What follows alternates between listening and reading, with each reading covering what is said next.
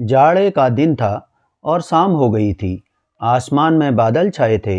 एक नीम के पेड़ पर बहुत से कौवे बैठे थे।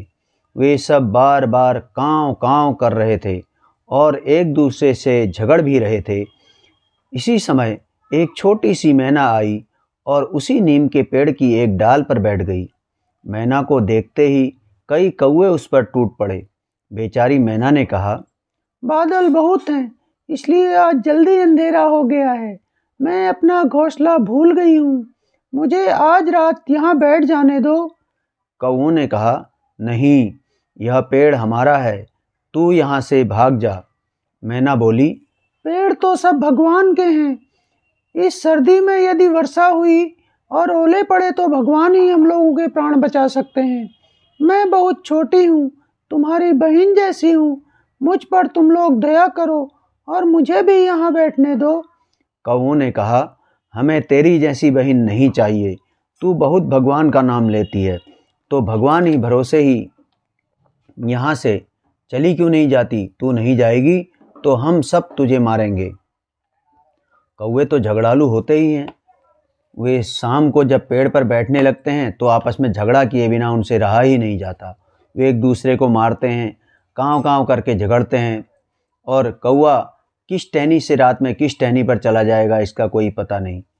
और इस प्रकार से वो झगड़ते रहते हैं। उनमें बार बार लड़ाई होती है। फिर किसी दूसरी चिड़िया को वे अपने पेड़ पर कैसे बैठने दे सकते थे? आपस की इस लड़ाई को छोड़कर वे मैना को मारने दौड़े। कौवों को काँव काँव करके अपनी ओर झपटते देखकर बेचारी मैना वहाँ से उड़ गई और थोड़ी दूर जाकर एक आम के पेड़ पर बैठ गई। रात को आंधी आई, बादल गरजे और बड़े बड़े ओले पड़ने लगे। बड़े आलू जैसे ओले तड़ तड़ भड़ भड़ बंदूक की गोली जैसे पड़ रहे थे। कौवे काँव काँव करके चिल्लाए। इधर से उधर थोड़ा बहुत उड़े, परंतु ओले की मार से सब के सब घायल हो गए और ज़मीन पर गिर पड़े। बहुत से कौवे मर गए। मैना जिस आम पर बैठी थी उसकी एक मोटी डाल आंधी में टूट गई। डाल भीतर से थोड़ा सा सड़ गई थी और खोखली हो गई थी। डाल टूटने पर उसकी जड़ के पास पेड़ में एक कोटर हो गया था। छोटी मैना उसमें घुस गई। उसमें एक भी ओला नहीं लगा। सवेरा हुआ। 2 घड़ी दिन चढ़ने पर चमकीली धूप निकली। मैना उस कोटर से निकली।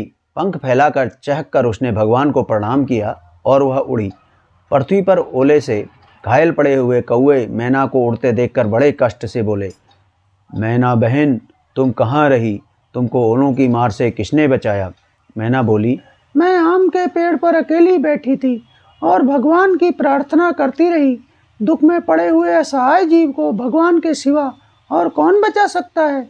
लेकिन भगवान केवल ओले से ही नहीं बचाते और केवल मैना को ही नहीं बचाते। जो भी भगवान पर भरोसा करता है और भगवान को याद करता है, उसे भगवान सभी आपत्ति और विपत्ति में सहायता देते हैं और उसकी रक्षा करते हैं।